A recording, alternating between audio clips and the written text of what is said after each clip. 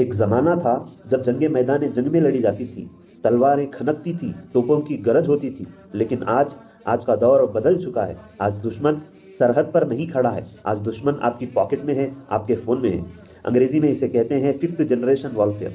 जहाँ गोली नहीं चलती बल्कि नरेटिव चलता है, जहाँ जिस्म को नहीं ज़हनियत को गुलाम बनाया जाता है। अकबर अलाहाबादी ने क्या खूब कहा था, खींचो न कमानों को न तलवार निकालो, खींचो न कमानों को न तलवार निकालो, जब तोप मुकाबिल हो तो अखबार निकालो।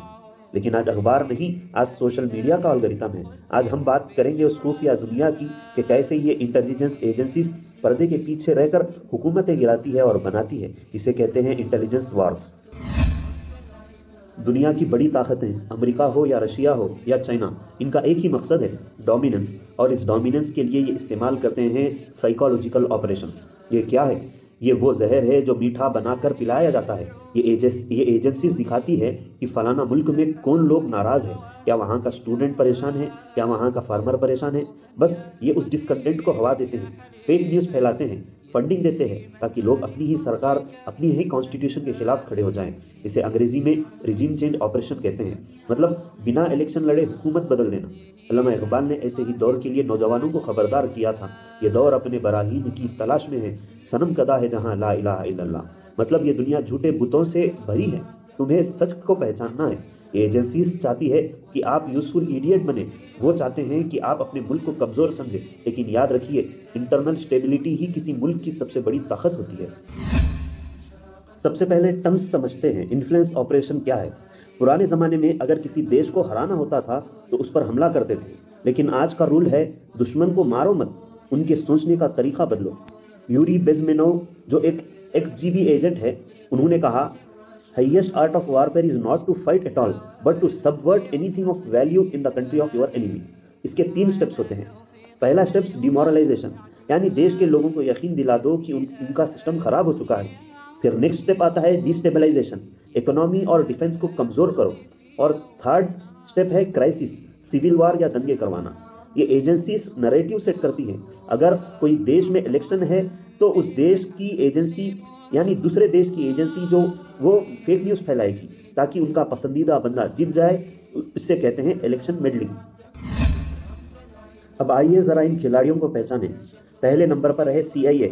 इनका रिकॉर्ड देखिए, Iran, Latin America, middle east. इनका तरीका है इंटरवेंशन।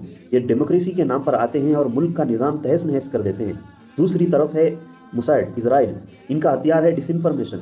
ये सच और झूठ को इतना मिला देते हैं कि इंसान कंफ्यूज हो जाए। ये कन्फ्यूजन का कारोबार करते हैं। और तीसरा जो सबसे खतरनाक है, चाइना। ये शोर नहीं मचाते, ये खामोशी से आपका डाटा चुराते हैं, आपकी इकोनॉमी को खोखला करते हैं। ये आपके नौजवानों को टिकटॉक और गेमिंग के जरिए गाफिल कर रहे हैं। राहत इंदौरी ने क्या खूब कहा, लगेगी आग तो आएंगे घर कई जद में, यहाँ पे सिर्फ हमारा मकान थोड़ी है। अगर पड़ोस में आग लगी है तो चिंगारी हमारे घर तक भी आएगी, इसलिए हमें होशियार रहना पड़ेगा। अब बात करते हैं हमारी एजेंसी रॉ के बारे में। हमारा कॉन्स्टिट्यूशन, हमारा आइन हमें सिखाता है, आर्टिकल 51, कि हम अमन पसंद लोग हैं, हम किसी पर पहले हमला नहीं करते। लेकिन रॉ का उसूल साफ है, डिफेंस थ्रू ऑफेंस। 1971 याद है, जब दुश्मन ने हमें चारों तरफ से घेर लिया था, तब रॉ के कॉबॉयज ने वो कर दिखाया जो सदियों तक याद रखा जाएगा। पाकिस्तान के 2 टुकड़े किए और बांग्लादेश बनाया, सिर्फ इंटेलिजेंस के दम पर। हमारी एजेंसी एक्सपेंशनिस्ट नहीं है, वो प्रोटेक्शन है। वो सरहद पर बैठकर हमारे मुल्क के खिलाफ साजिश रचने वालों की कमर तोड़ती है। और जो लोग अपने ही मुल्क के खिलाफ बाहरी ताकतों के हाथ का खिलौना बन जाते हैं, उनके लिए राहत इंदौरी का ये शेर सुनना ज़रूरी है, जो आज साहिब मसनद है कल नहीं होंगे, किराएदार है जाती मकान थोड़ी है, सभी का खून है शामिल यहाँ की मिट्टी में, किसी के बाप का हिंदुस्तान थोड़ी है। ये मिट्टी हम सबकी है और उसकी हिफाजत की जिम्मेदारी किसी एजेंसी की नहीं, हम सबकी है। आज की जंग हथियारों से नहीं, इंफॉर्मेशन से लड़ी जा रही है। जब भी आपके व्हाट्सएप पर कोई भड़काने वाला मैसेज आए, जब भी कोई वीडियो आपके जज्बात से खेले, तो एक पल रुकिए और सोचिए, क्या ये सच है? क्या ये किसी फॉरेन इंटेलिजेंस का साइकोलॉजिकल ऑपरेशन तो नहीं है? अपने दिमाग को किसी और का गुलाम मत बनने दीजिए, अपनी बसीरत को जगाइए। अल्लामा इकबाल का ये पैगाम लेकर जाइए, तू शाही है, परवाज है काम तेरा, तेरे आगे आसमान और भी है। लाइक एंड सब्सक्राइब, जज़ाकल्लाह।